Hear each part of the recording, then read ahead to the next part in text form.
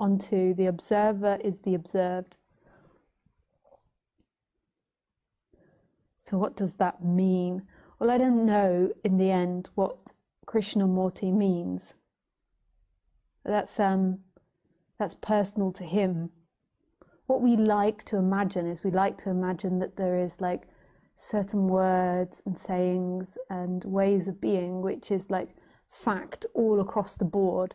So I understand the observer and the observed the same as Krishnamurti and other teachers, whereas actually that's not the case. We all have different associations with different words and different meanings.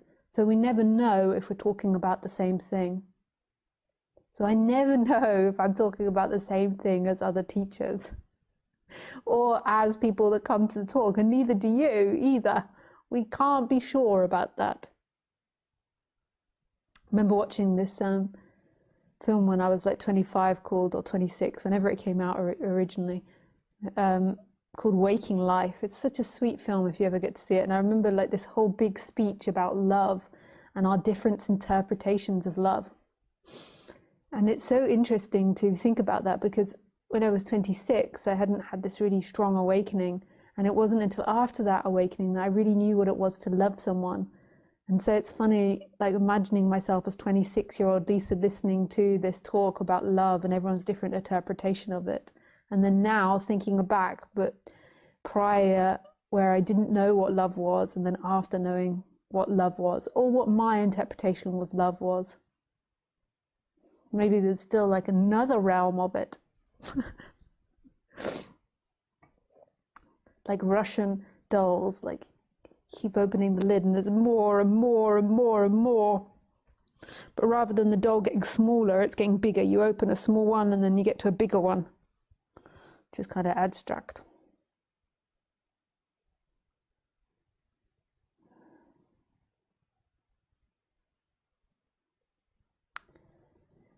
So to me, what the observer and the observed means is that that which is looking is what is looked at. So the essence, the big consciousness, that which is looking, the consciousness, is the same as what it's conscious of. So it is the computer, the consciousness is the computer, it is the room, it is the window, it is the blind, it is the dog, it is the dog bed, it is the chair, it is the cardigan, it's the black color, it's the beige color, it's the sound of my voice. So to me, that's what it means, which ironically kind of makes consciousness disappear, the concept or the idea of consciousness. And this is where you get to all there is everything. Like there is no observer observing anything. There is simply everything. And this is when we begin to get into these energetic shifts. So when you're identified with the body, it feels like consciousness is behind the eyes, like consciousness is located somewhere.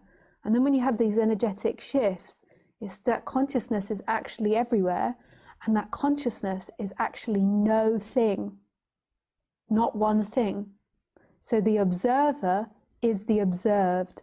And if the observer is the observed, then it also means that it's not one thing, it's all things.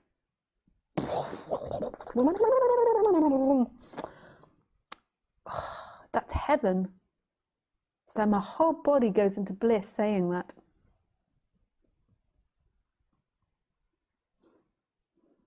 Heaven. This subject is so beautiful.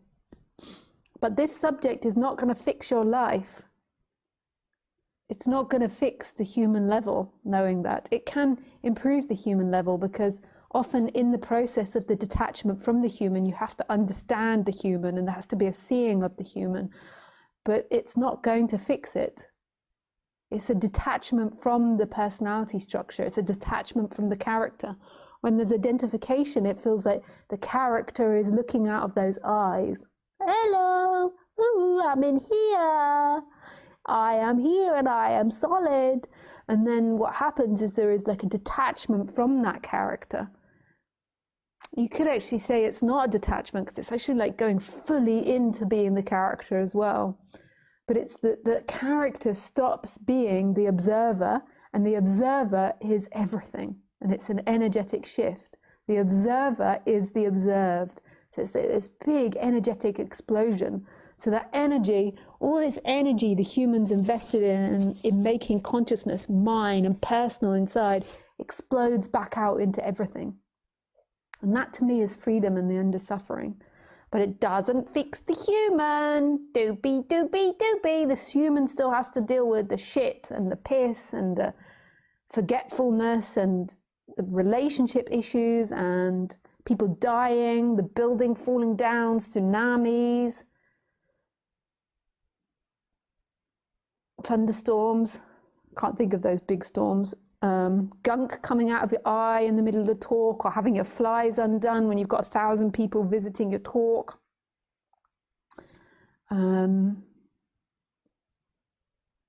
rejected, losing your money.